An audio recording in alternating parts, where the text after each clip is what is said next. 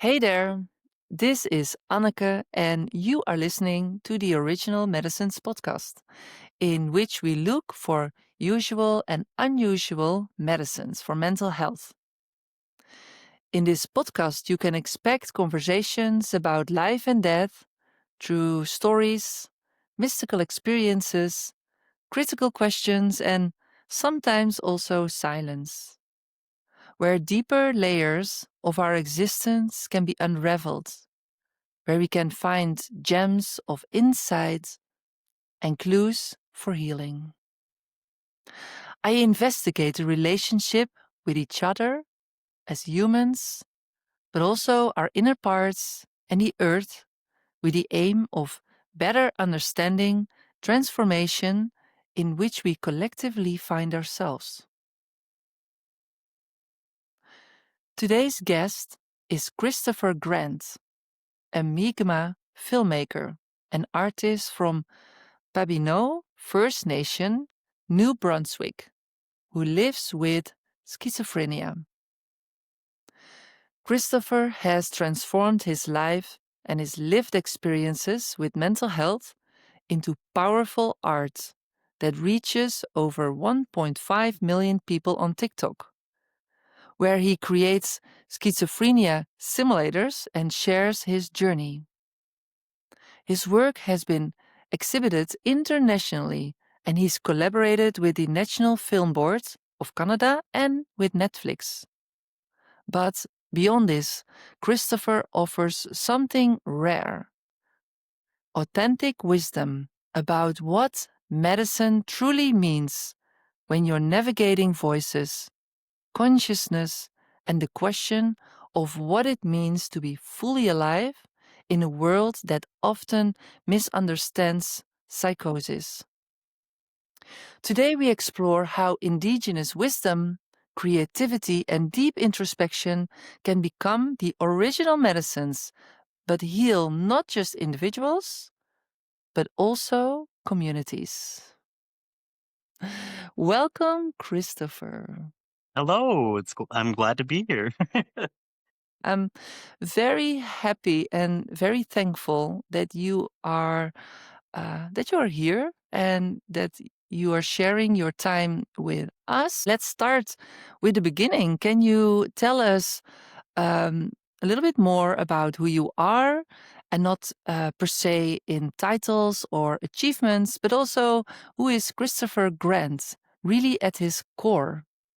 I like that. Thank you for that. So hi, I'm Christopher Grant. I'm from Pabineau First Nation, and I am a Mi'kmaq artist and also a genealogical archivist at the local museum where I live. Um, so I've always been a person who is very, at my core, curious and playful and very interested in not only like information and understanding like the world around me, but also very fascinated in the things that I'm afraid of. And ever since I was a little kid, every time I was afraid of something, I would feel the fear, but then part of me would be like, I need to see what this is about. And funny enough, by having that habit of always facing a fear and then trying to figure out what it means to me, I've developed this kind of attitude and relationship with that kind of feeling where, like, I feel it, I'm curious, I move through it, and then I express it and make art. And the reason why this is connected to like what we're talking about today is because, funny enough, living with schizophrenia is a very uncanny experience sometimes, and it can be very frightening, especially if you feel like you don't know why something's occurring or why you're seeing certain visions or hallucinations or hearing voices. And funny enough, the uncanny valley itself, that like fear of ambiguity and something seeming almost alive but not alive, was actually my very first fear when I was like 4. And now I feel like I live in it a lot and I just kind of move through it. And so, as a person at my core, I'm very curious, very kind. I try to understand the best I can and I do my best. And above all else, I just want to exist. So, Mhm.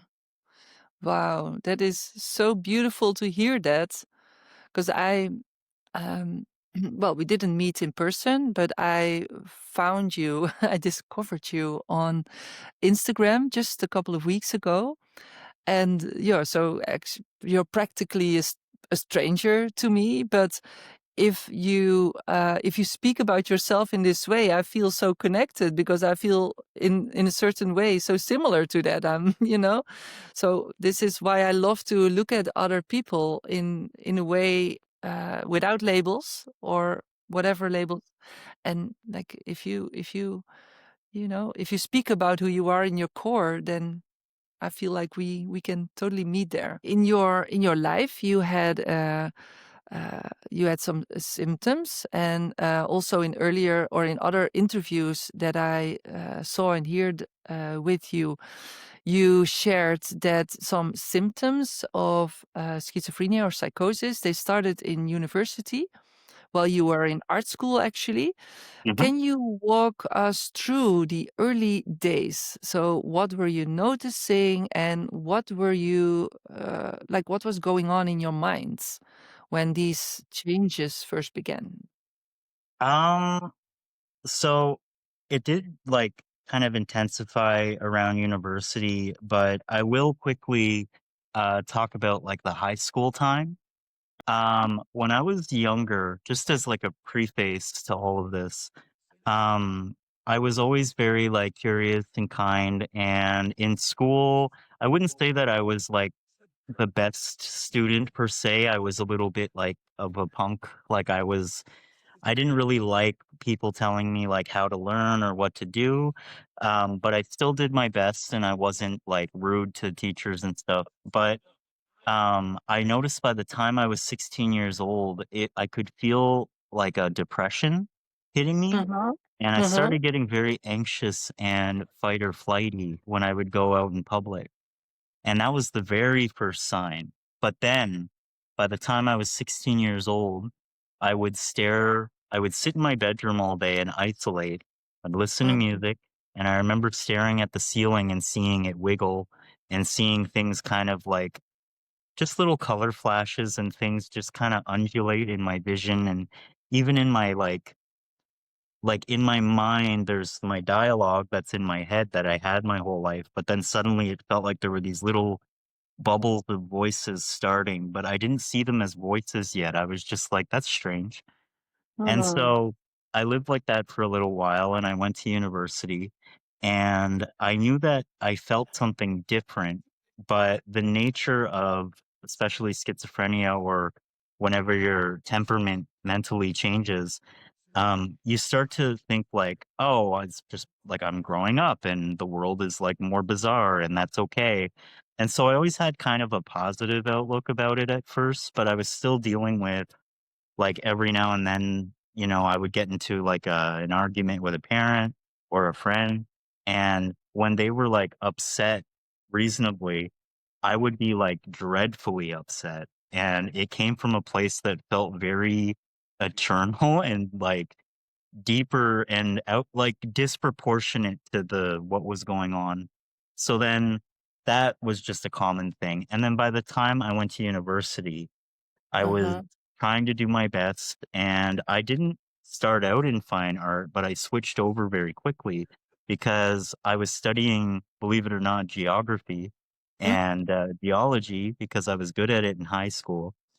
But I stopped paying attention, and it wasn't that I was trying to not pay attention.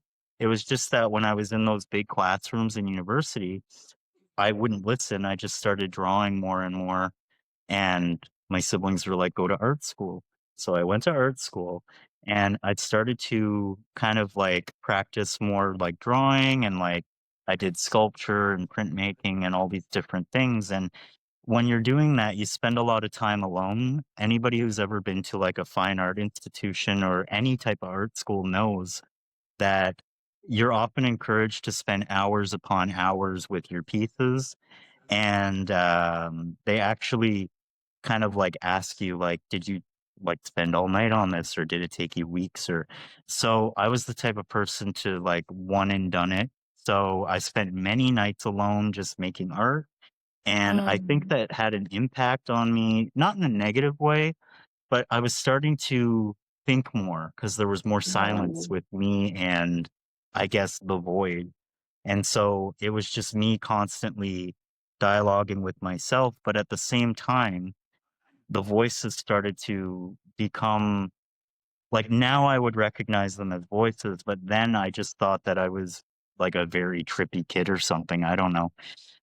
By the Mm. time I was in my second year of university, I noticed that life seemed a little more alive than it always has. And Mm. I started noticing what I think most people would call like bizarre thoughts or Mhm. just things that aren't usually what you would be kind of thinking about. So I was thinking a lot more about like mortality and like my place in existence beyond just the university, beyond the earth, beyond everything. And Mm. I felt like there was more of a disconnect with me and people. So there was an isolation that was starting, an alienation that was very Mm. gradual, but I preferred to spend a lot of time alone. And then by my um, I think I was like 18 at this time because I Wow. went to Mhm. university at 17 because I was born Yeah. in November. So Uh-huh. I was always a year behind the other students. Mm. Um, and so I was like 18, almost 19. And I remember like, there were bizarre thoughts and all these things going on, but also what doctors commonly call word salads started to come out. And Mhm. because people that I hung out with thought that I was just being funny and I wasn't Mhm. thinking too much about it, I was like, okay, so I'm just really silly. And so, Can you share what is word salads for people who are not known yeah. with? So, word salad is like when you combine a bunch of seemingly random words together that make sense to you in your core, but to other people, they make absolutely no sense. And so I remember actually one instance, it's kind of a funny image. I was outside of the university meal hall and I was wearing a full, like, it was fake fur, but it was a fake fur cheetah print um, coat, and I was Mm. smoking a cigarette and I was eating an ice cream cone. And I remember I recorded a video in front of my friends of me just going, "Abilis come on, boy, wow, and everyone was like, "You're so funny." And I'm like, "Yeah." And then, I thought that that was just like a quirk of mine because teachers have always said, "You're quirky, you're kind of odd, but you're funny." So I Mm. was known for being humorous and being a little silly around my peers. And Mm. so it kind of blindsided me. Yes. I was like, okay, well, I'll embrace this because people are being kind to me. But what I didn't Mm. realize was that it was actually, I don't see it as doom and gloom now, but the beginning of schizophrenia is always scary for people. So I'm not trying to disrespect that, but at the time, people have to understand that, like, in my perspective, I didn't see anything as like negative, but that kind of added to because like not being aware can create results that, are horrifying in retrospect, but at the time, Mm. you don't notice that. Uh-huh. Um, and more on that later. But Uh, what I was going to say was that, you know, people thought I was funny and all that. But what ended up happening was while I was doing that, I started feeling a little more alone when I was on my own because I was really funny with people and I was mm. acting a certain way. And I thought that, cool friendship. But when I had sincere feelings, they were being dismissed. And so there was a loneliness there. Like they want me Mm. to just be silly all the time. And so there was like a imbalance of almost like a manic happiness and silliness, and then I would go home and it was like, I felt like a sad clown that was just, like, staring at the Mm. floor, and I'm like, who am I?" And I think that that was adding to the buildup of it, um, because intense depression mixed with intense humor can create a schism eventually, I think, if you Mm. don't know what you're experiencing or how to compartmentalize or deal with those intensities.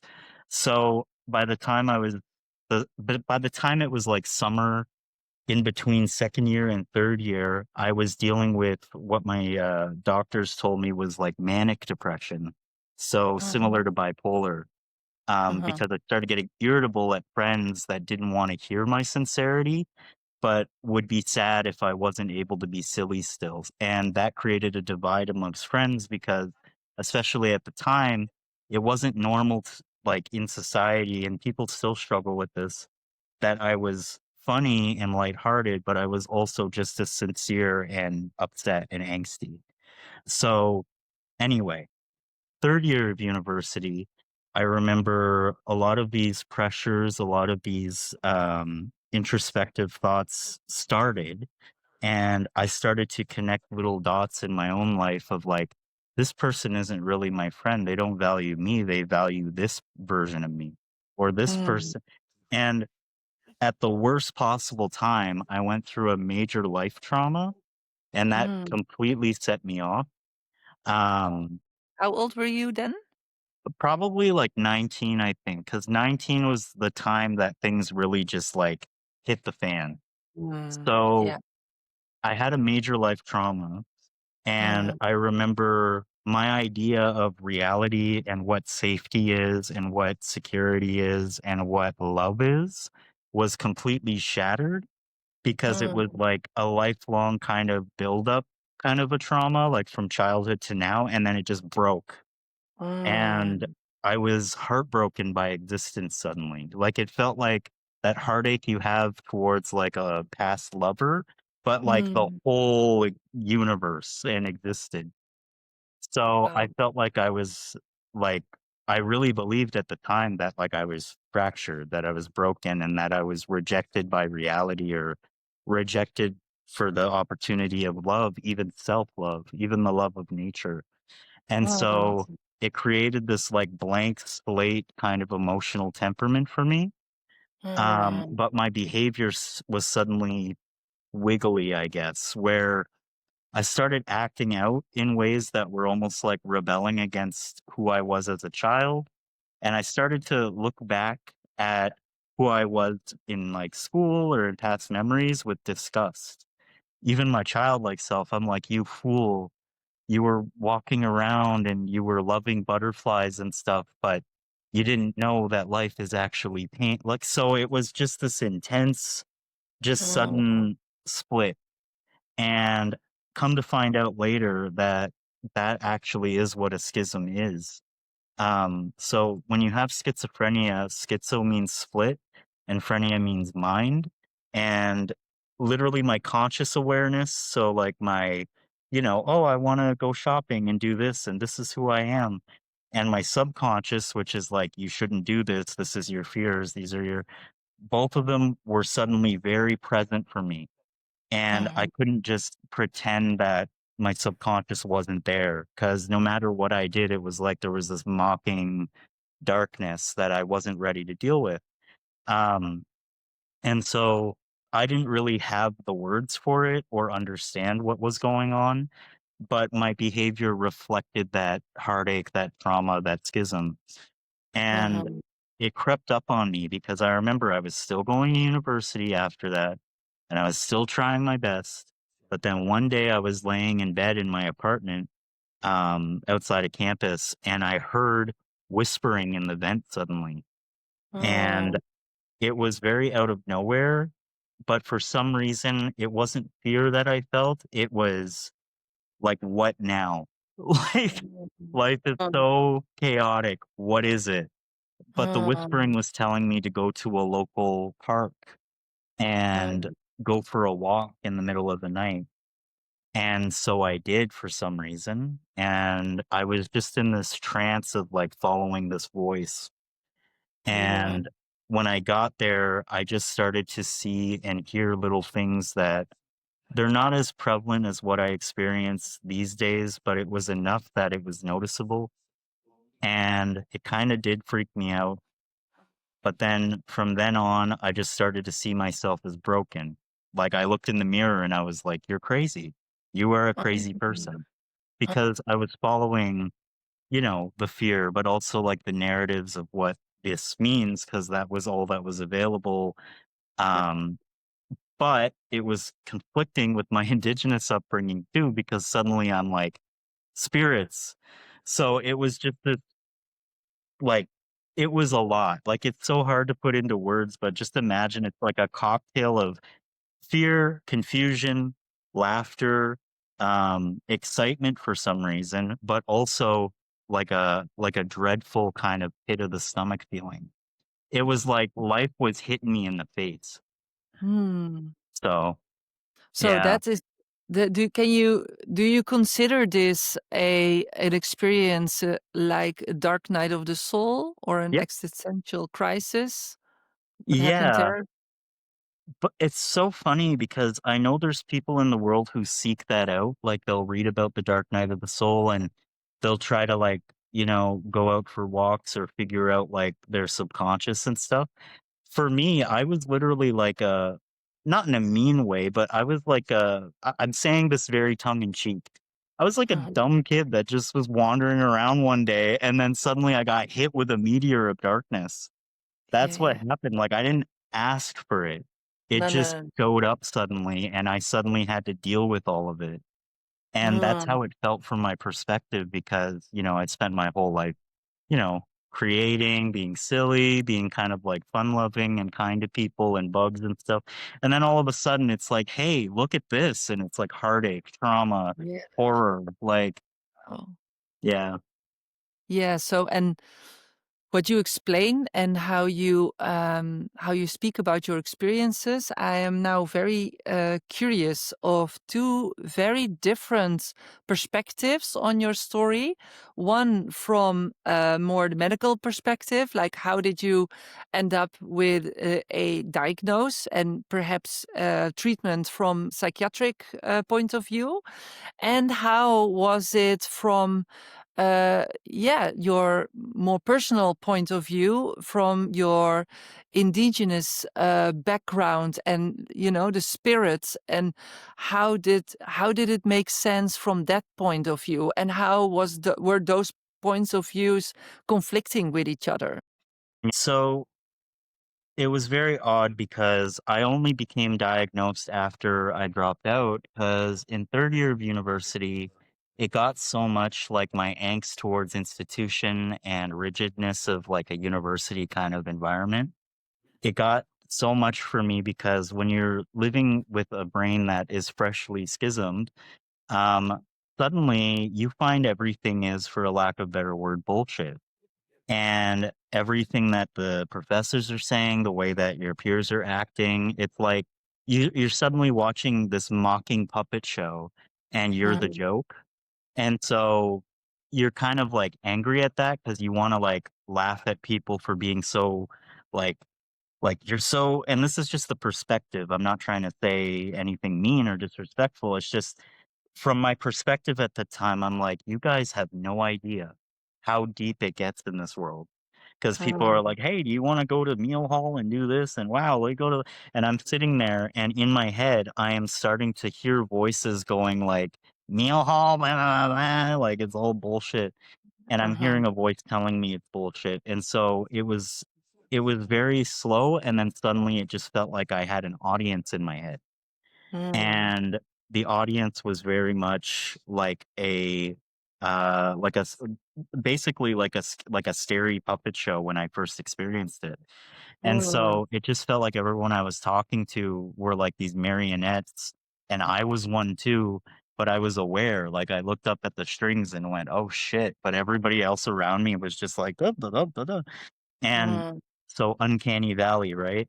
And I felt out of place and afraid, but I didn't want people to know that, so I just acted more silly. So anyway, that led to me dropping out of university, and I love art and all that stuff, but what I was going through was so deeply personal and impactful on a psychological, emotional, and bodily level because I could feel it, that all that stuff just didn't matter suddenly. It was all about, I need to be free. So I got really obsessed with the idea of I don't want to work, I don't want to do anything, I just want people to leave me alone. And I think it was because I had to figure myself out, but I didn't know that. But Mhm. that led to homelessness because I started to just act out. And most of the time when people start like drug abuse, it's Mm, before they schism, and then they'll like take a bunch of, like, I don't know, acid or something like LSD, and they might have a break from reality, and then that leads to a psychosis. For me, I mm, already had a psychosis, and then I said, well, you know what? I'm crazy anyway, and I'm doomed. So I just started to like, smoke a lot of weed, and I started to do any drug that came my way, really, except for heroin or meth. And I'm very happy that I never touched that. But I basically did anything that I could to escape myself and to kind of laugh at the joke of life in a very, now I would see it as a very kind of trying to mock life back. mm, But it was out of anger, and it was out of a self hatred that I was noticing at that time because I felt like I was broken and dying. So mm, it was just like a primal scream of fear and trying mhm, to have some sort of control.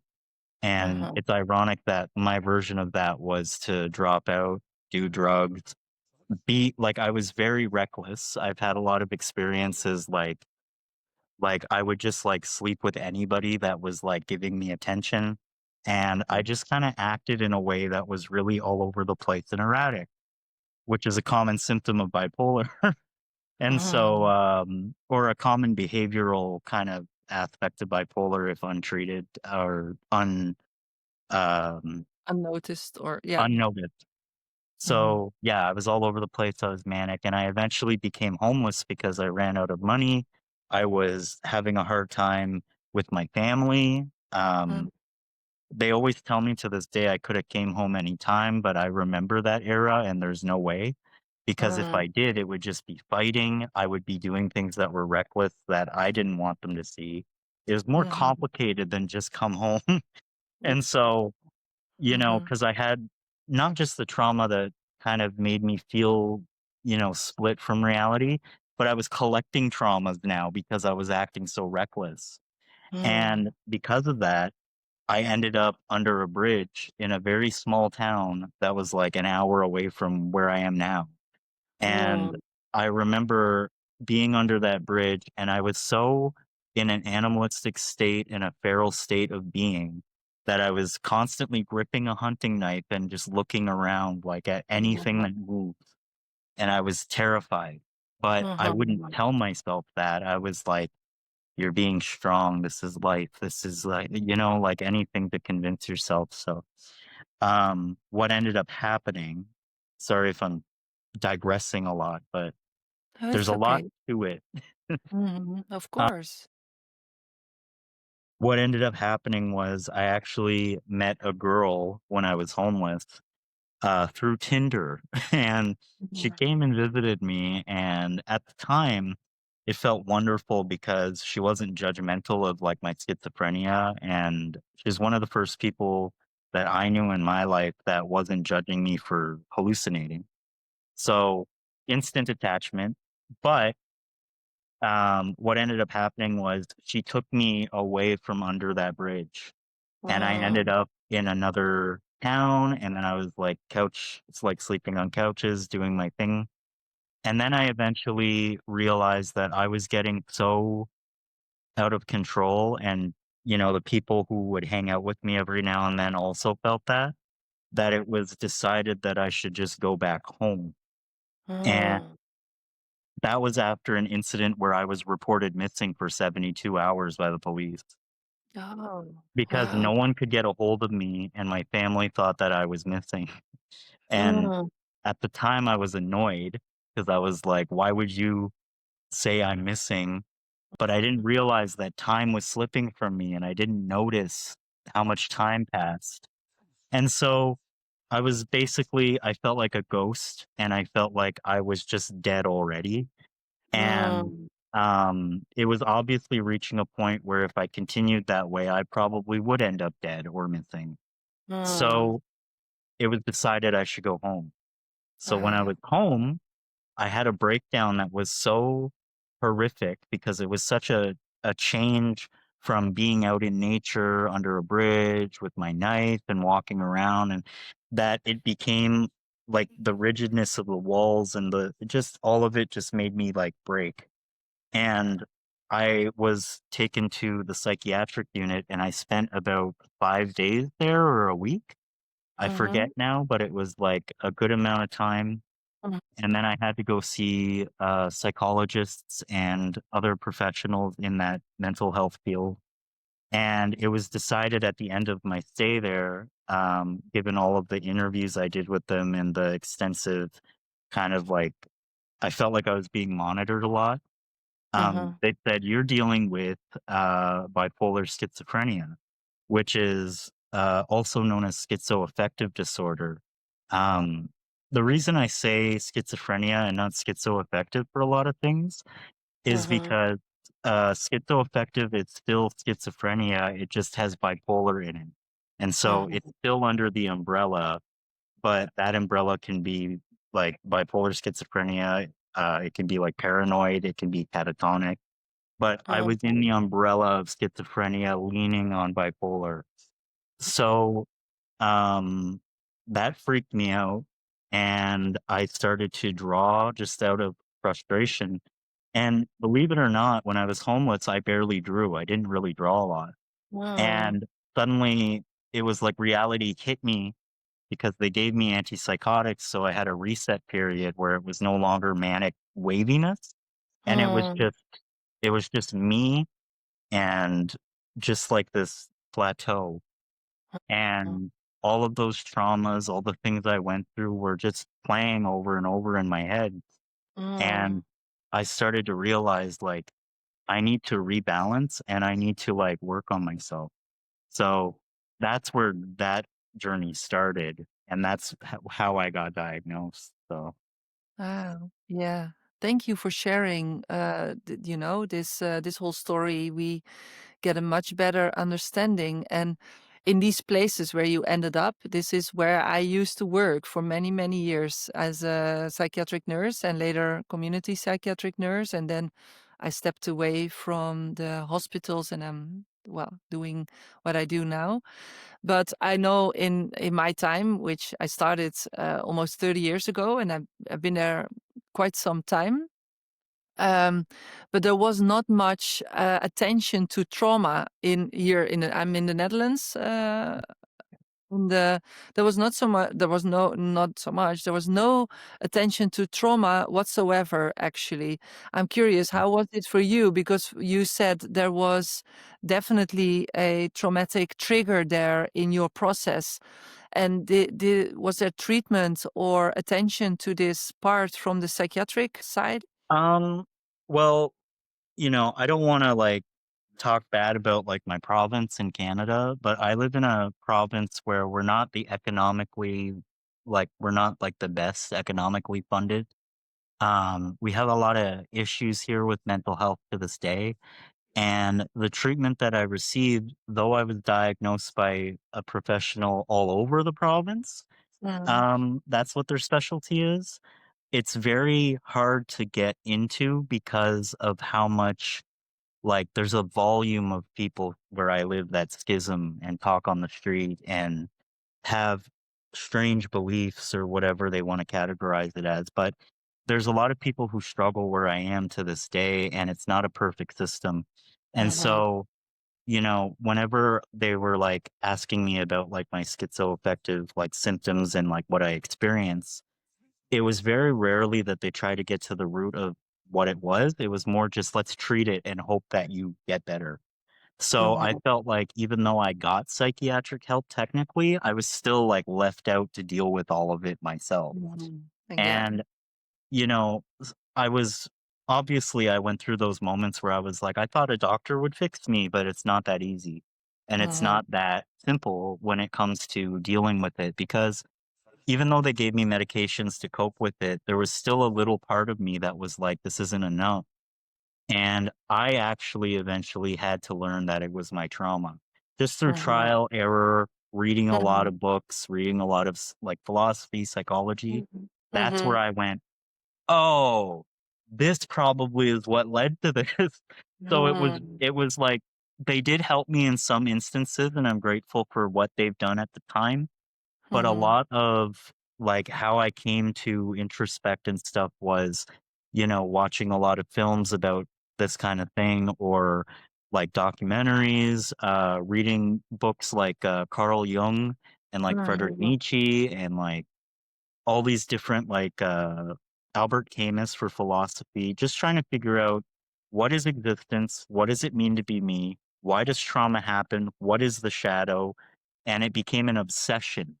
So, mm, I might have felt helpless in my day-to-day life a lot for many years and very dreadful. But when I had time to myself, I was reading, I was yeah, cross-referencing, I was researching, I was trying to figure it out almost unconsciously because, like I said, when I was a kid, I was curious and I like to yeah, figure things out.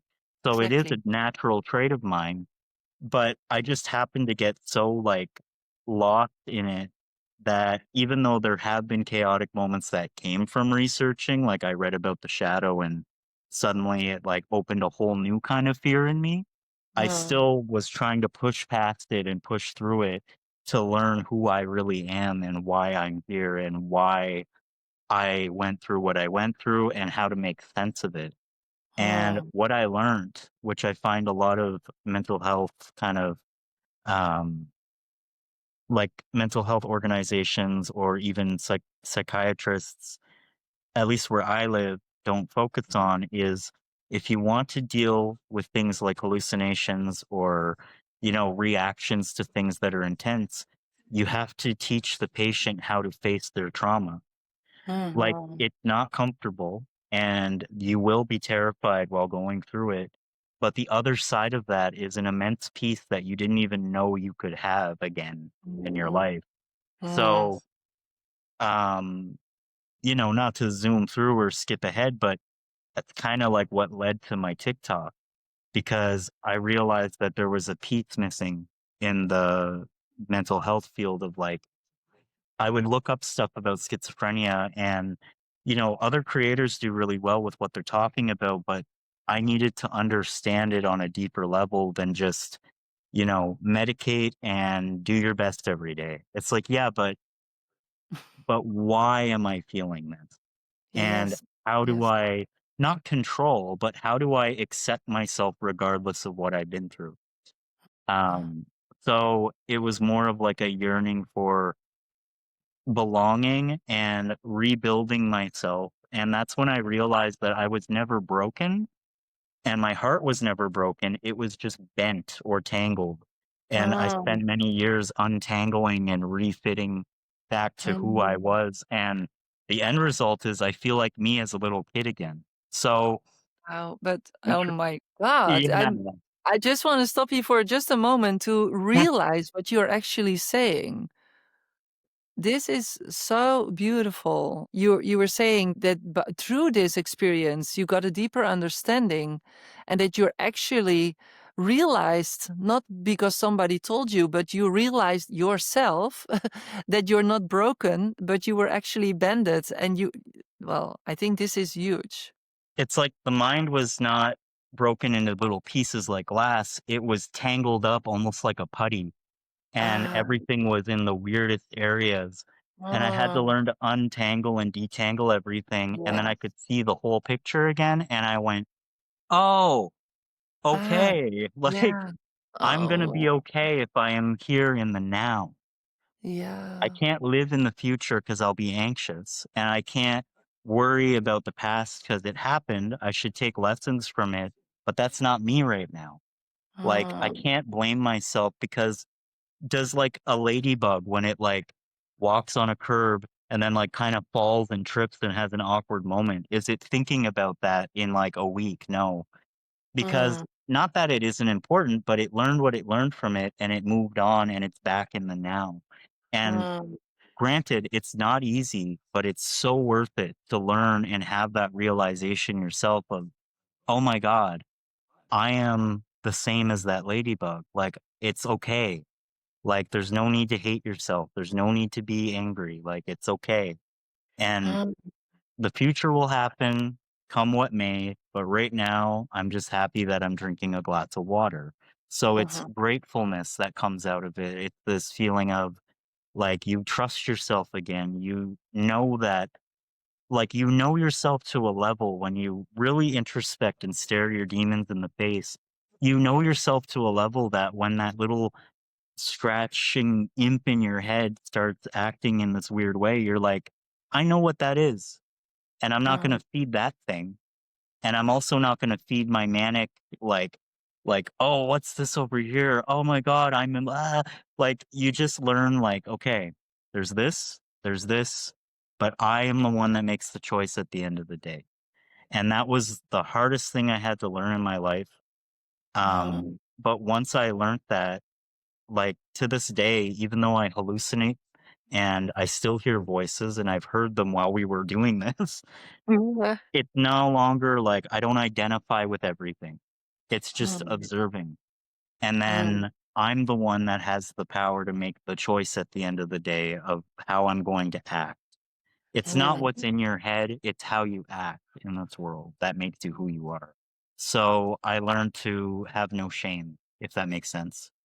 So yeah. That that make total sense. And the way you explain this, I feel so so happy to get to know you better and to have this conversation with you. Because when I said I was working in psychiatry, and intuitively I knew this is not the best place for me to be, and I moved away from it, not knowing exactly what I was gonna do. And right now, well, 10, 15 years later, I I'm somebody who is trying to support people going through these processes. I actually made an online program called The Dark Night of the Soul, Illuminate the Dark Night of the Soul, actually. Exactly what you were talking about here. You didn't end up in this point immediately. You went through a process, and I see that a lot of people are in that process being stuck, and they don't seem to find their way out. And then I just do what I can. I try to help people to be mindful, and there's no shame, and there is a lot of compassion and a lot of witnessing, like witnessing from a point of like almost motherly kind of love, and acceptance and unconditional love, and listening and witnessing the process and being there. Well, Yeah. I was gonna say that the hardest lessons that I learned in my life came from moments where I really thought I was gonna die, or Um, moments that I thought my life was over and I would never come back. Like being in a um, psych unit, and I've have memories of being so out of it that I'm literally catatonic. Like doctors um, are trying to talk to me and I'm just sitting there and I'm just somewhere else. And in those moments, you think someone is lost, but they're actually still in the core, banging on the glass inside their consciousness, going, say something. What are you um, doing? It's not that you're lost or gone in that way. It's just you feel like you're behind a barrier and you're uh, watching yourself act in kind of a unhinged way or a disconnected, dissociative way, but you're still um, aware. It's just hard to communicate. And so, what I learned from those experiences was first of all, if I meet another person like that, I'm not going to treat them like they're stupid, lost, or dangerous. Um, you know, treat people how they like kind of show up to you, but I'm not going to have a prejudice before talking to them of, okay, this is like horrible. I'm just going to meet people where they're at and mm, through feeling that, like, kind of loss of control and wishing people treated me like that, I learned to be like that. And um, so a lot of lessons and even delusions I had delusions where, I had a paranoid delusion. I thought that everybody was trying to kill me, including my family. And I'm only laughing about it now because I see why it happened, and that is another example, like now when I meet someone with persecutory hallucinations or voices that are more negative like that, I know what the source is because I've been there. mm, And because of all of those terrifying experiences that some may say they wish they never had or regret, I look at it through the lens of, I'm actually grateful that I had experience that level of terror because it actually taught me what's worth living. And Mm, that can be controversial to say because people assume instantly the English language is like this. They think that when you say that, what you're actually saying is, I want you to suffer like I did. But that's not what I'm saying. I'm saying suffering happens anyway. And when it hits you, don't hate yourself and don't learn the shame thing. Observe. mm, And mm, what can you take from what you can't control? And how can you grow from that? And mm, so I think that that's very important. It's one of the main things I try to show people on my TikTok is a lot of people misunderstand and think I'm like, yeah, throw yourself in a trauma. I'm just saying when it comes, because it will, face it. And by face it, it doesn't mean punch it in the face. It just means look at it. What is it saying to you? Read mm, between the lines. You will mm, figure out something. You will grow from it. mm, And such is life, you know? Like, we wish there wasn't cruelty in the world, but if it's gonna happen anyway, learn mm. and grow from it and try your best to not repeat the cruelty. Yeah, yeah, So, yeah. yeah, It's awareness, right? It's to be awareness. it's awareness, it's, taking distance consciously, like you choose, you make a choice there, and be even well, I hear also gratitude and, I'm yeah, grateful for a raindrop. Like, I yeah. see, like, a drop of water, and I'm like, "It's so beautiful." Like, "Wow, look at the so glad I'm here." Like So this is so inspirational, so beautiful. And well, this whole story about like psychosis, also your like the Western point of view and the experiences you had. Can we make a little bridge into the spirit world? Like maybe you can share, like where you're from, how your belief system was as a child, how you developed as a teenager, your personal belief system, or maybe you felt resistant at some point, like more teenagers do, and Yes, then how did it actually, like how does it form a base or form the base for you in your being or in your life, and what place does your upbringing or your belief system has now? Can you speak some words about that? absolutely. So, when I was a little kid, I always grew up on a reservation, and for anybody, internationally that might not have, known what a reservation is, because sometimes people ask what that is. A Mhm. reservation is it's like land that the government kind of a long time ago was like, "Here, you can have this land to continue being indigenous," basically, after the Europeans did their thing. We know all about that. Mm, Um, and so I always grew up in the sanctioned land that was just culturally and influentially was still Mi'kmaq, and that's my people. And I fortunately live on land that is unceded territory, meaning the government never really seized it, but they gave us the boundaries and respected it, which that's a very rare thing for reservations, but that's what happened where I live. And so right now, I live in a house on my reservation and the trees in my backyard are the same trees that my ancestors would have saw. Like they're the mm, same, they're very old woods, they're very beautiful and I feel connected to it. Um, mm, but growing up, we kind of had our own way of seeing the world outside of the local towns and cities, which is, whenever I was growing up, it was a lot of oh, the trees around your house love you and they're wrapped around you like a hug. And if you're respectful to the trees and the animals that live in them, it will in turn be respectful to you. So there was a lot of that kind of dialogue growing up. mm, And, they talked about things like if you're walking at night and you see this shadowy, distorted thing trying to talk to you, you step aside and you say, I know you're here, but I don't need you. And you literally do this with your body, go this way, and it should pass and leave you. And when it leaves, you can continue walking. We had all sorts of stories like that. And Mhm. it was very much just like life, like it was normalized where I was in my community. And it was just understood that, you know, nature isn't out to get you, but if you're disrespectful, it'll teach you something. And Mhm. so it was very spiritual in that way. Don't stand too close to the water or it might pull you in, kind of thing. Mhm. And as I was growing up, that was normal. But when I became a teenager and I started to go to schools that were like out in the Western world, I would say things that were similar reflections. And friends of mine would be like, "What are you talking about? Like, that's so Mm. stupid. Like, oh, science. Don't you know that, like, that's not what it," and I just remember it made me feel so stupid and so outcasted that I started to merge with like that thought. And it got to the point where, like, when my mom would say something that I would hear as a child, I'd be like, Mom, did you know that's actually not how it works? Like, because you're a teenager.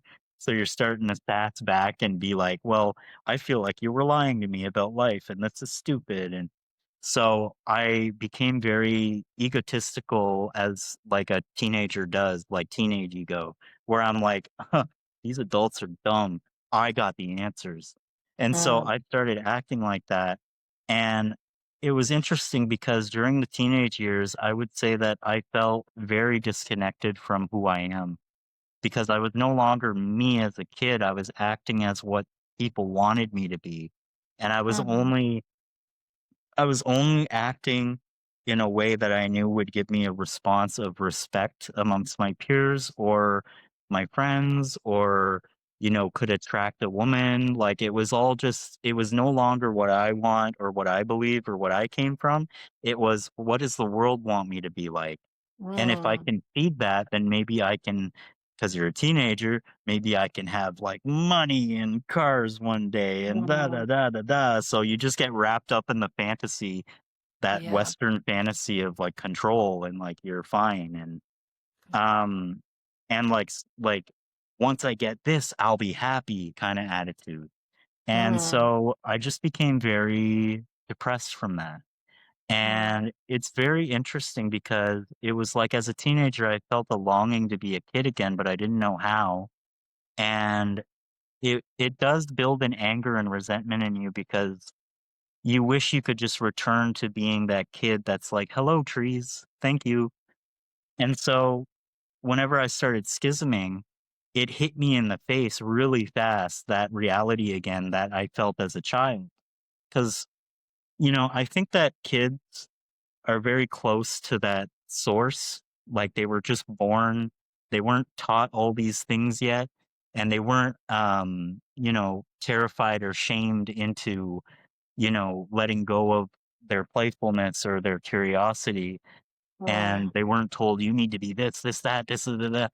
And so I, it was like all of a sudden, like, I could not run from it. Like, it came back really quick. And even though I was, more of an adult and I was dealing with adult issues, that Mm. perspective of, like, I would look at a tree and see the magic in it again, it came back. And I was Mm. like, well, what do I do with this? And the first thing you notice is that when you've been acting in a way that isn't really you and you've collected little micro traumas through your teenage years, when that perspective comes back, it's very quickly that you will hallucinate or perceive these things as demons because suddenly things that I used to desire, the way I would like treat certain people that they thought they were my friends, but I might have been a little bit dismissive of them, in favor of like the teenage kind of thing, you start Mhm. to go, oh my God, what have I done? Because you start noticing, like, oh my gosh, if I was a kid, I would have never talked to this person this way, or I never would have made this choice. And suddenly your subconscious is hitting you in the face over and over again. And Mm. you feel like, you know, like I said earlier, you're part of this big joke and you're the punchline because it's like, well, if what? Like that's the best way I could put it. You sit and you go, how could I have abandoned this behavior and this perspective for this?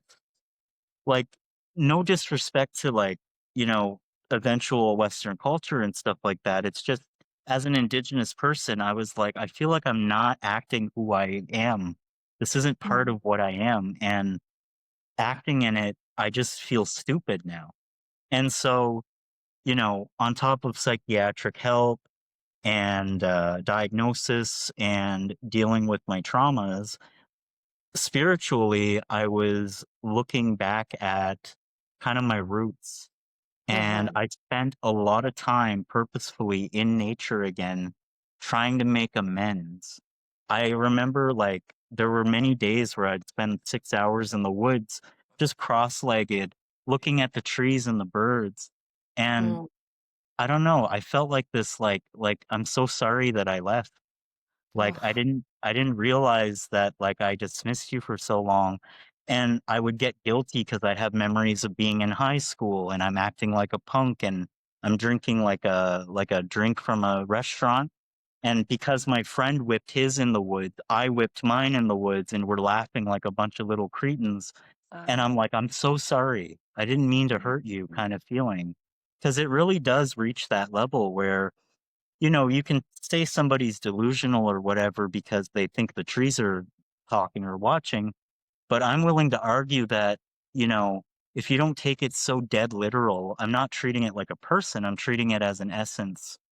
And mm, so if you don't take it dead literal, it's one of those things where it's basically, how can I sum this up?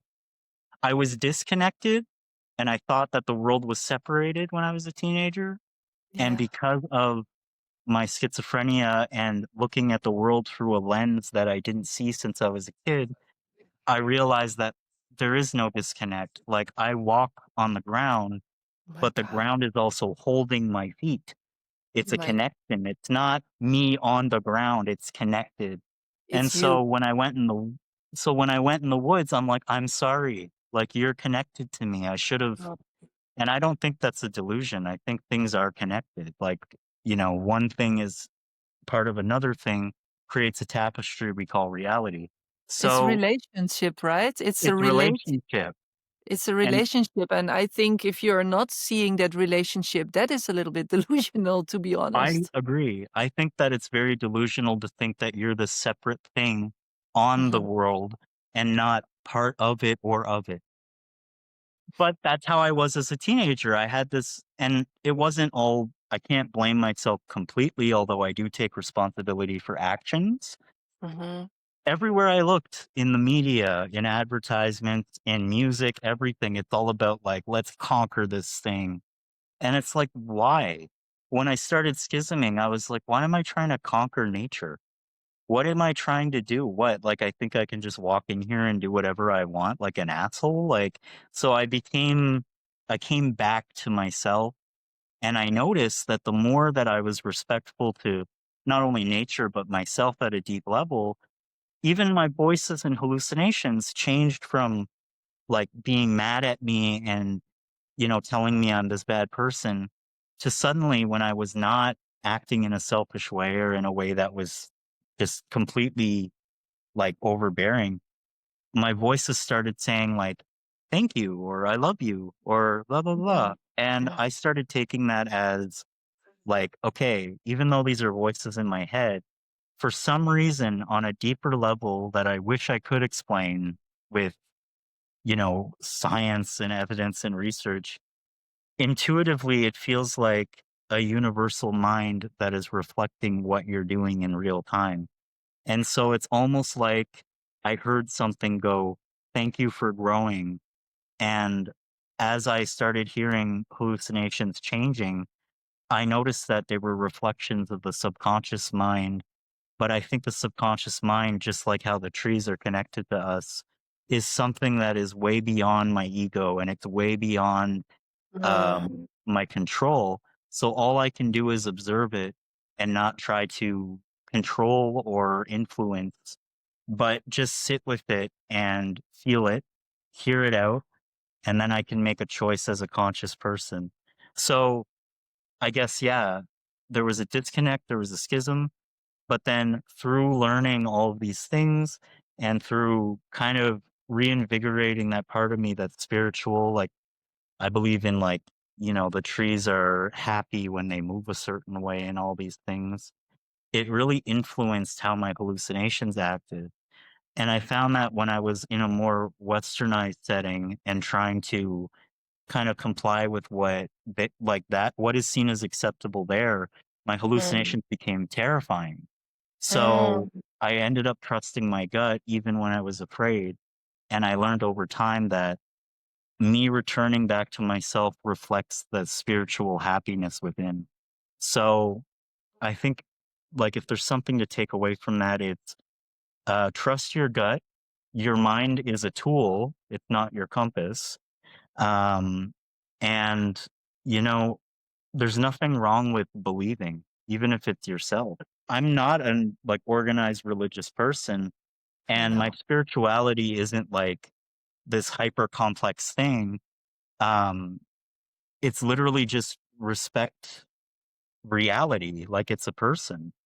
Like the Mm, way the wind moves or the water touches your feet. Look at it like you love it and you're like, thank you. And mm, it reflects back to you like that. Um, my spirituality is at its simplest form, be kind to yourself, to an object, to an animal, to the wind, and make life a little easier for somebody else. That's it. It's not this big, like, long list of you gotta on this night you do this and then you put this. It's just be here. That's my mm. spirituality. Just be.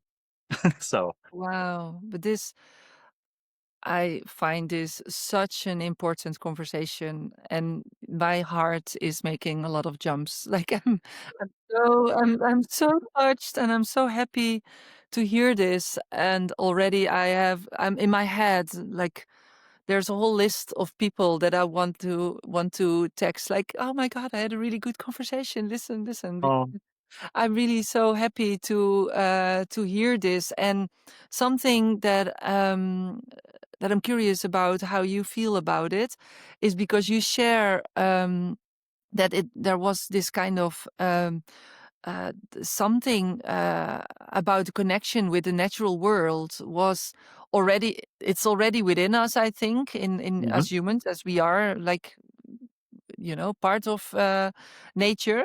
We are nature as well. But in your, the way you grew up, this was actually nurtured. And then uh, you did leave it for a little bit when you were in your teenager years. But there was something there already that was installed, let's say. And I was just thinking a little bit when I was listening to you.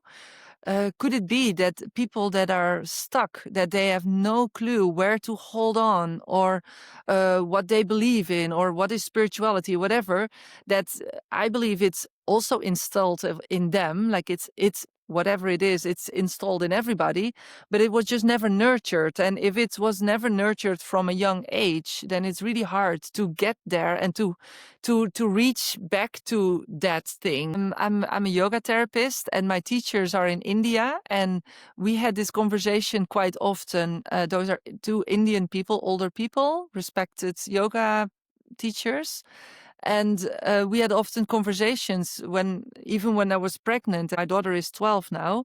They were always saying when she's born, have these experiences with her of this connection to consciousness or to nature at a very young age, because it's very difficult to reach for that later if it's not installed or not nurtured when you're younger.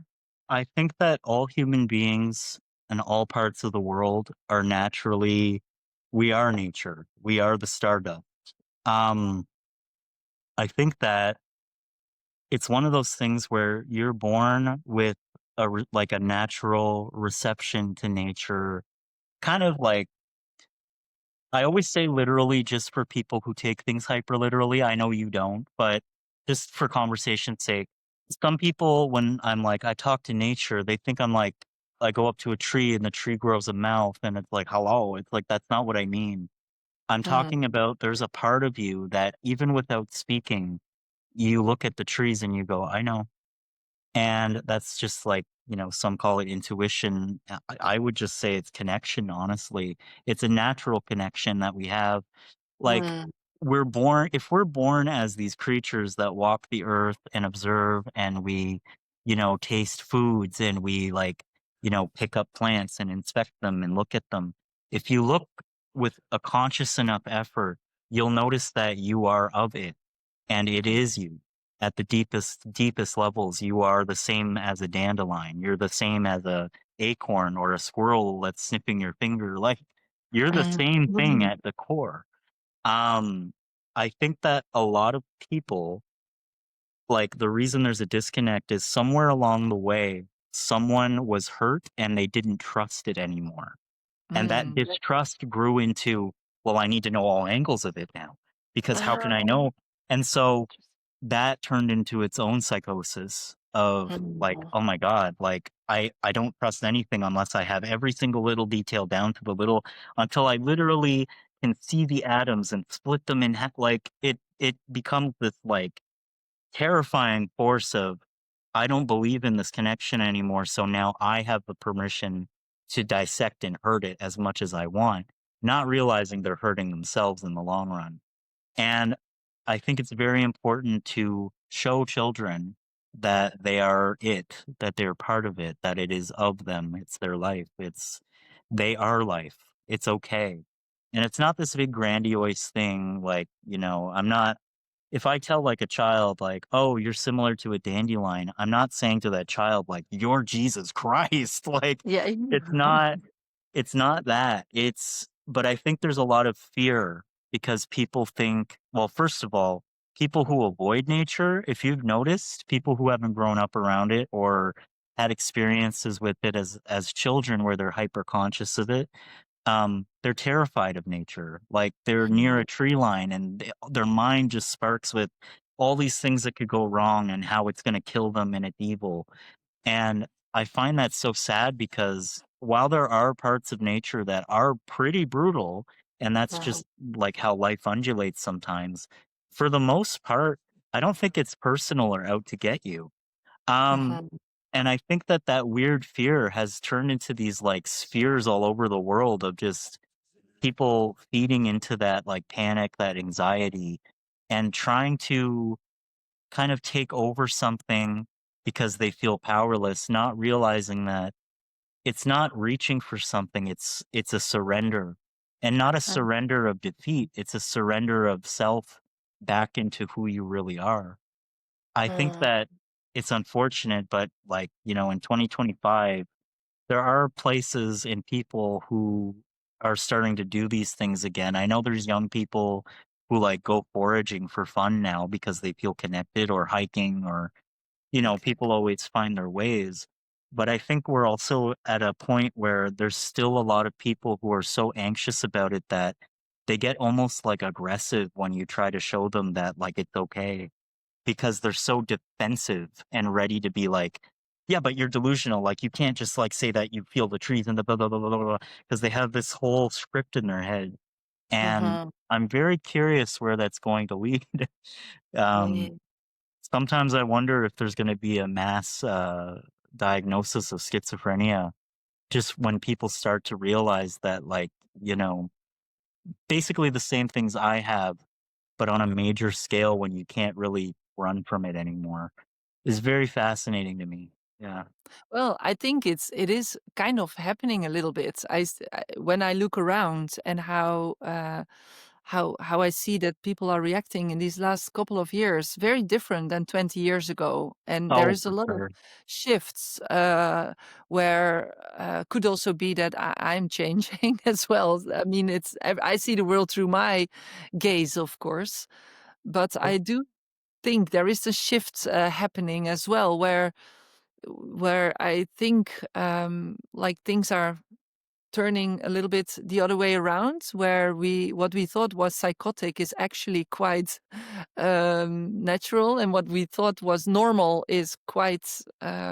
it's finally being exposed as that was all a control freak scheme. I know.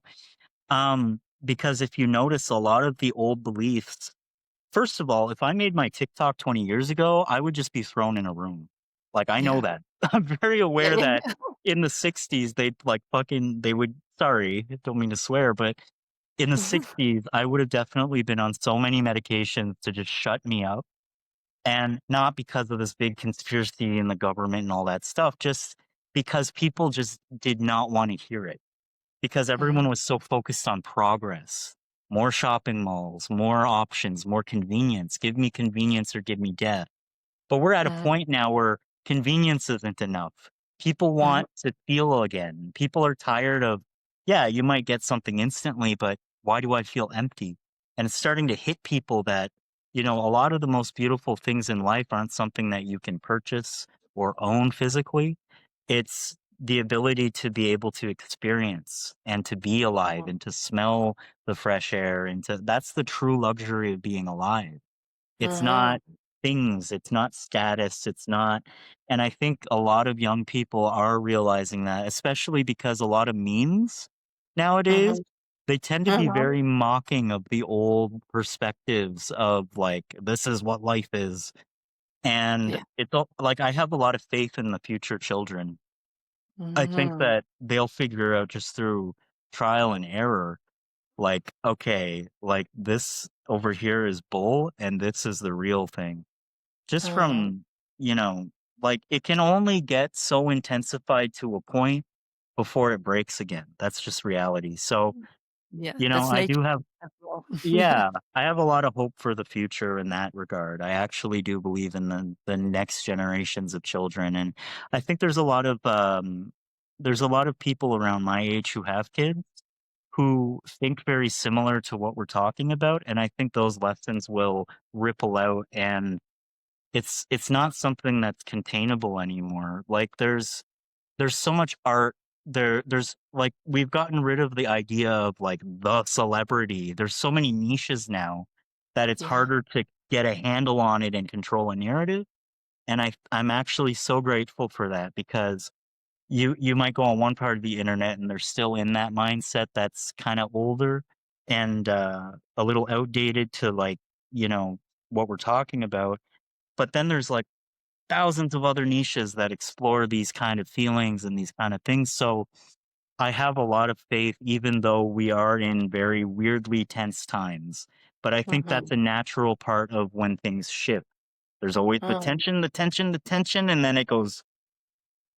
So, yeah, I believe so. And also, if looking back at nature, what happens with volcanoes, or it bursts at some point, and yep, after it bursts, then the new earth, the new soil, it's actually more full of nutritions than yeah. anything else. So it's just a part of this cycle, like cyclic way of life, I guess. And It's it's unfortunate that there are moments that can be technically volatile when that meet. mm, And, that's happened in my life where my old way of thinking as a teenager and the stuff I was observing and learning now, when they clashed, it was messy. It wasn't pretty mm, and it was mm, scary. But funny enough, if I'm not looking at it from a fear perspective and just from a growth perspective, it was mm, something I couldn't control that because I believed in myself and I had faith, not faith in this big deity or this other thing, just faith in the mm, moment. Because I had that faith in the moment and faith in reality, it found a natural balance. And because that happened to me, I can see that happening to anybody. And mm, because I was terrified of everything as a child. And now, like, when I'm afraid of something, I just tend to deal with it right away.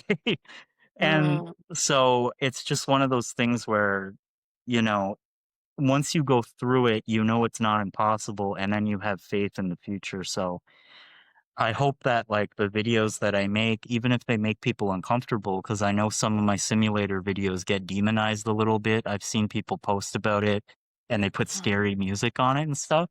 I don't even Oh, yeah. take it personal anymore because they're dealing with it. It's not me that's scary, it's how they're seeing it. It's them. So they have to learn how It's to their come to terms lessons, with right? it. That's not Yeah, my it's their process. responsibility. My Exactly. responsibility as an artist is to just express and show, and what people make of it is their journey. So, Yeah. Yeah. Can you explain a little bit, because not everybody who's listening knows what your art is about, or what like, and also how it became such a TikTok hit? I don't even know how it became a TikTok hit. Like I'm How did that actually happen? I've been like drawing on a sketchbook a little bit while we're talking. I don't know how the quality will be, but basically to people that don't know, like I draw my hallucinations, which are a lot of faces that morph in and out of each other. And but kind of like my art therapy, because if I don't draw this, it feels like it's bubbling in me all day. Mhm, But this is just basically at its core reflections of my subconscious mind and kind of the different mhm, voices that come to me day to day. Some of them can be scary still, and people think that it's all happiness and rainbows. It's not. It's life. mhm, It's going to be scary sometimes. So I hallucinate things that are, smiling. Sometimes I see really freaky, like elongated finger stuff. Weird color flashes and all these different things. And the mhm, thing that's interesting is if you don't absorb them, but you observe them, it just looks like you're watching like a screensaver all the time. And it becomes a compass of what you're dealing with at your core. That's how I learned to live with it. You mhm. don't take it so personally. Ah, yeah. And so a lot of my art is just that. It's just a mixture of like hallucinations, voices I've had, and dreams. And I mix them into one coherent image if I can. Mm. So, Wow, yeah. Wow, yeah. Well, that's I see happy faces, I see, like, circles, eyes. like No, uncanny. yeah, no eyes, or, like, Yeah. dark eyes. So I do this because I think that it's very important that while you're healing and you're going through a lot of these things, I think it's just as important to learn how to face the things that bother you. And my way of doing it is through drawing and making Mhm. videos. Like this piece has a lot of my shadows in it, but once I drew it, I was able to let go and understand why I felt that way. Because Yeah, that's while so you're Because yeah. while you're drawing, you look at it and it becomes more coherent and you go, that's what I'm feeling. And then you can make a decision and move through it. That's Mm, part of my healing is the art. And I think that art, creativity, expression of any kind at any level is very good for your mind.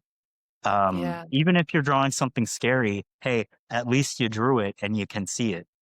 And now you Mm. can deal with it as you want to moving forward. I think that's a very healthy thing to do. So, yeah. I make a lot of art like that. There's definitely the podcast is called The Original Medicines, because I am very interested in anything that is not like a chemical medicine for mental health, and in particularly psychosis, and in that area and field, and trauma I'm very interested. And definitely I can call this an original medicine, but some people may say I'm not artistic, or I cannot draw, or something like that. But it's you can doodle, right? You can just We're whatever. all we're all naturally creative and playful as children. To me, creativity isn't you're not trying to outdo somebody and you're not trying to prove something. You're creating because once you put a line down and connect it, you go, that's kind of cool. I like that. That Mm, reflects something that I'm feeling and I feel really cool that I did that. Like it's just it's fun. And I think mm, fun is so important to mental health. Like when I draw, sometimes I'll tell people I'm drawing what I'm hallucinating and I'm having fun. And they take big offense to it because they think that what I mean is you should hallucinate and have all these voices and draw. Hey, kids, let's all just go nuts. And that's not my point. It's again like mm, people take things so face value, but don't read between the lines. Um, mm. when I when I draw, and I express things that even are scary to me in the moment. Once I've drawn it and I see it in my sketchbook, I'm like, oh, I remember when I was dealing with that. And I'm proud of myself that I was able to move through that fear and here it is. Like, it's fascinating. It gives me a tool or an opportunity, and like I said earlier, a compass for who I should be or what I should do next. And the Yeah. answer isn't complicated. It isn't as complicated as I think it is because I'm like, well, who should I be next? Who I always Mhm. was. So it's Mm. just a constant, it's kind of like checking yourself, but also having fun, if that makes sense. It's Yes. staying Oh. present, and it's staying playful, and it's staying true to you. And I Mhm. think a lot of people need to learn that art is not about showing off, and art is not about trying to impress anybody else. You're creating, well, the Indigenous perspective, the Mi'kmaq perspective. When we create as Mi'kmaq people, we have a saying. It's called "creation is with you."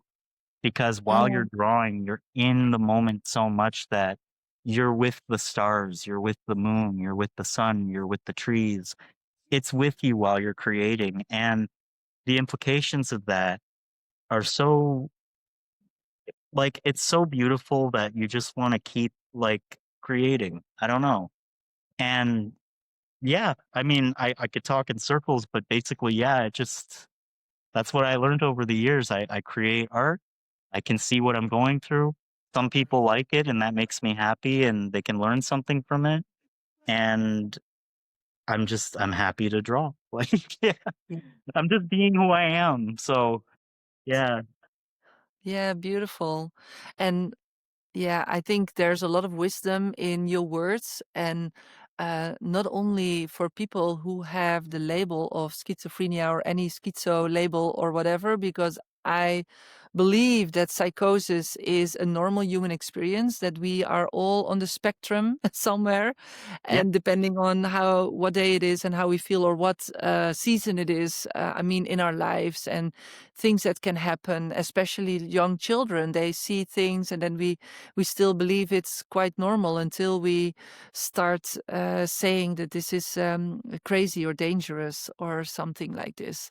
Well, psychosis in a general sense, not like negative or positive, just in general to me, is just a ripping of the veil of the illusion or what you've been taught. But that being said, if not dealt with properly or you don't have the tools to navigate, it can very quickly become something scary because that's Mhm. nature. So, Exactly. Yeah. I find people are very black and white about it, and that doesn't help at all. Mhm. Um, I think that there's such a thing as having a psychotic episode for sure, where you are out of control of your body and you're just kind of acting unconsciously. But I think the way to kind of like prevent that kind of experience, you can't control everything, but if you can reduce or prevent that from happening, just give people tools to be creative, to live, because the major thing that pushes people into that is like stress, lack of like, when I say help, I don't mean just like medicine, like lack of awareness and consciousness towards it. I find that living with schizophrenia, whenever I'm alone in my home, I don't even like notice the label schizophrenia. I don't even Mhm. notice the label schizophrenia or how the world perceives me because when I'm at home, I'm just living and I'm not doing anything dangerous or mean or anything or crazy. But once I'm out in the world, I become so hyper conscious of how people see that stuff that the wrong interaction might cause me to have an episode. But it's not Mhm. because I don't think it's because of the hallucinations per se. I think it's the attitude towards what I go through in acceptable society. So if we lived in a world where people are like, yeah, people hallucinate, it's subconscious mind, blah, blah, blah, like they had a more kind of like a calmer attitude approaching it. Um, it wouldn't be as scary for me to go, like, grocery shopping. Like, Mhm. but Yes. it's scary to go into a public place when you're very aware that you say the wrong thing and people are suddenly looking at you like you need to be tied down. That would make Yeah. anybody go insane. So, Yeah. it's really about how we approach these dialogues and how we teach people what these things are.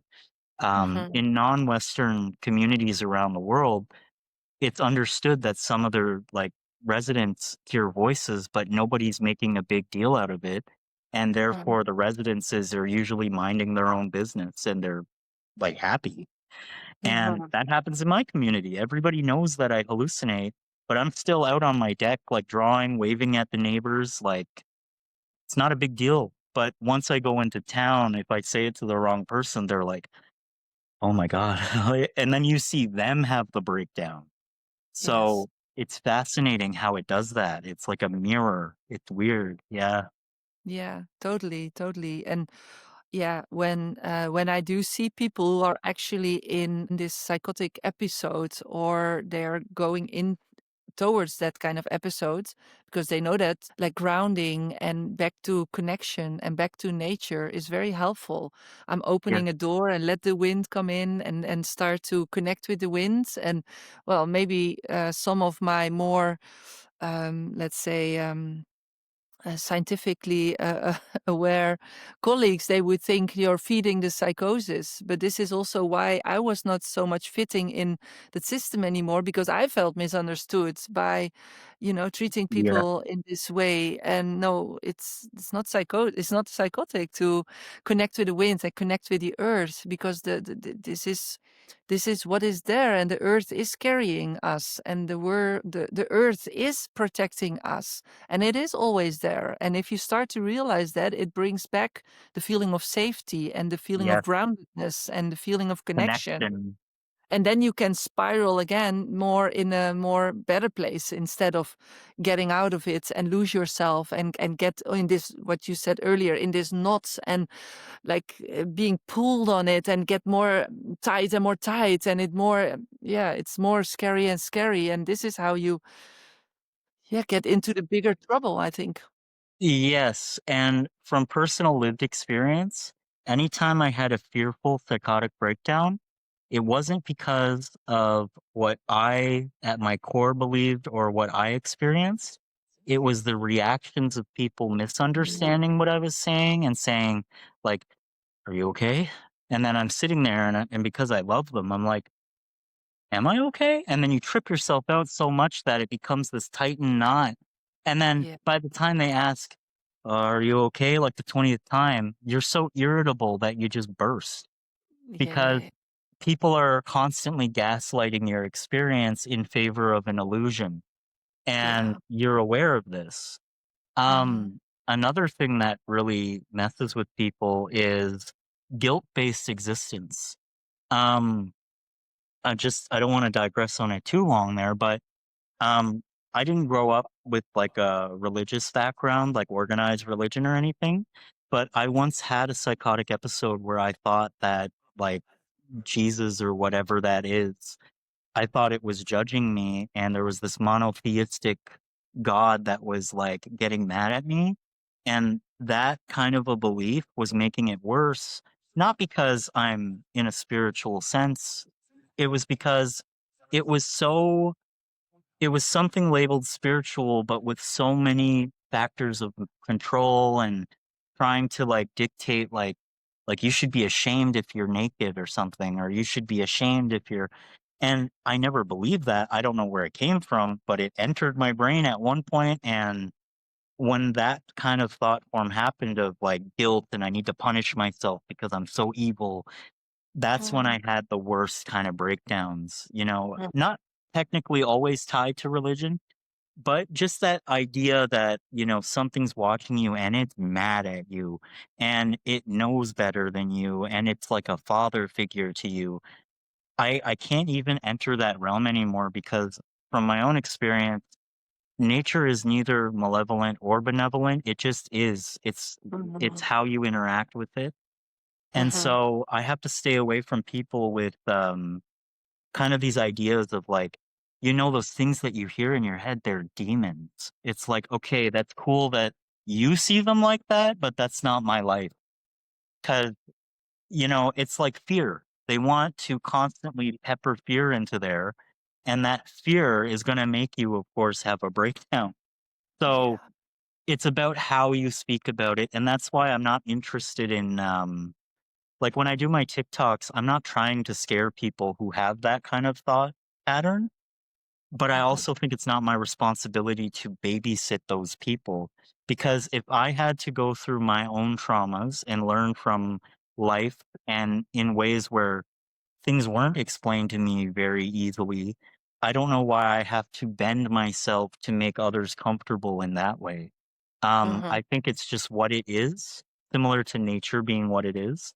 mhm. And I think that how you respond to it is who you are, not what it is. So, I just say that though because like to this day I get messages from people with Bible verses and have you read this book and if you do this ritual they'll leave you by moonlight. I'm like just stop. Like you're Yes, yeah. messing with the ecosystem of what I am and I'm Mhm. okay. Like I'm just living. Yes. So yeah, there's a lot there. I think that there needs to be more people who talk from actual experience and who live with it daily in a balanced way rather than the Mhm, horror stories of what went wrong. And I've mm, even clashed with other schizophrenic creators because of that, mm, where they think that I'm entitled or they think that I'm being irresponsible because, I'll make a video where I'm like, this is what the voices are saying to me today. And the vibe isn't a horror movie. It's almost like it's offensive that I'm not suffering, mm. so, yeah. Yeah. Well, I think it's yeah, I think it's beautiful how you react and also what you said, like your reaction is actually what is the truth in that moment. And people have their own processes, and you have been going through your own processes and still going through your processes. And yeah, that's what it is. You cannot save the world. You cannot Right. save other people. People need to go through their own. I think if we start to try to do that, it becomes a very toxic situation anyway. If you try to Yeah. rescue and save other people, because that then you put yourself above these people. Like I'm better, and I'm going to save you from something. But I think it's beautiful to be equal to each other, and Yeah. also respect your own process and respect other people's processes. Although it can be triggering, I guess, It these kind can of be things. triggering, and I have no disrespect to people who feel like an ill feeling. I Mhm. just don't think it's right to say that I'm responsible because I'm happy. I No. find that some people are offended that I love my life and I wouldn't change my life. 'Cause Mhm. there's a lot of people who I do feel for them because I was like that at one point, where Mm. you just wish you could take it out of you and you could just go back to normal, but I learned very hard pill to swallow is you can't go back. So, if you can't go back and you can't make things perfect to whatever you think is, like, what life is, how can you work with it?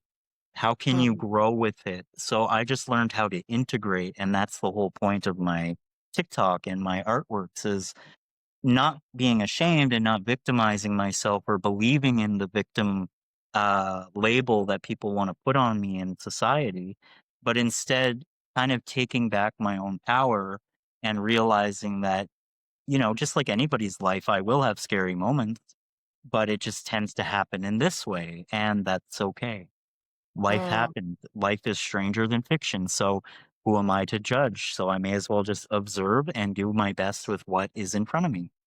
Mhm. That's all I can do. Otherwise, if I tried to live in a way where I was trying to act as supposed to be as possible, I'd probably be dead right now, truthfully, Mhm. because I wouldn't Mhm. be actually dealing with it. I would be pushing it away and pretending it's not happening. Mhm. So, just to, on a lighter note, even though I do get a lot of, like, negative responses, I also get a lot of responses from people, typically emails or certain comments and stuff from people with like, they're like, "Thank you. I didn't even know this was a perspective I could take," or, "I was diagnosed when I first started following you, like, 5 years ago, and because of your videos, my life and quality of life has become a lot less scary." Mm. Not perfect, Beautiful. but kinda like casting a net. You can't get everybody, but you can help those who kind of are on that path already of figuring it out. And if they can figure it out, that just ripples out and becomes more common. So I hope at the very least, that for all the people I might have scared by accident with my videos and stuff, I hope that there's also a lot of people who learn something about themselves. Because at the end of the day, it's not look at me and my hallucinations in my life. I'm trying to say, like, I'm alive and this is what I'm dealing with, and you can deal with it too. So that's Mm. the point. Beautiful. Yeah. Well, I think it's time to go to an ending of this conversation, but there are so many important pearls that were found here, I think, in this conversation, and many new points that could trigger new conversations. So I'm very grateful for this, and I feel very much connected to your point of view, and so that is very nice. Yeah, that is really nice, how also, like, intuition and all these invisible kind of things work, like how I bump into you, online and just, ask you, and you're sitting here, and it's just really nice, kind of yeah, I see this also like this invisible underground network of the roots of the trees, let's say, Yeah. we're also all like, there are so many people similar to this kind of networks, but we just didn't meet in person yet. But we're all out there connected to each other, and also realizing things as we speak to each other. Or you mirror some things to me that I see myself in the words that you are sharing, or maybe in the videos or the TikToks that you are sharing. So I think that's very beautiful to see it in this way. We're all walking each other home. Yeah.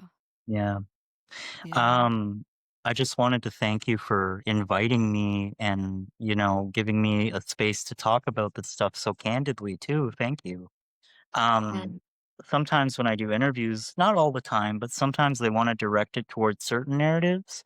I like how free flowing this interview was. It's very good. Like I feel like I'm gonna have a good day. Mm. I'm very happy to speak about these things with a person who's open minded like you. So thank you. Hmm. Thank you for also for saying that. I think it's true, especially around the topic of psychosis. There's, I think, not enough mention about spirituality and embodiment. Actually, that was also a topic I would love to speak about. But who knows? Maybe in another time we can continue the conversation, because embodiment and how to ground the body, but also where do you notice psychosis in the body is an very interesting topic as well. But maybe for next time. For now, maybe you can share where people can find you, in what ways. So basically, my main place that I post is on TikTok, and that's under Exorad Magical. So some people think it's Zorad. It's XO Rad Magical. And that's my handle for other social medias. Like, you can find me on Instagram as Exorad Magical. That's where I mainly post like pieces of artwork and some videos. TikTok's mostly videos. And you can also find me on YouTube. I need to use it a bit more, but I do post the same videos on YouTube if that's a platform that you have. Anywhere Mhm. else you want to find me, just go on Google and type in Exorad Magical and some stuff should show up. So, Beautiful, beautiful. I will also share the link wherever I can when I post this super nice conversation. Thank you so yeah. much. It was inspiring, it was touching, and well, definitely I hope to talk with you again at some point in life when our paths cross. Absolutely. Thank you. Thank you.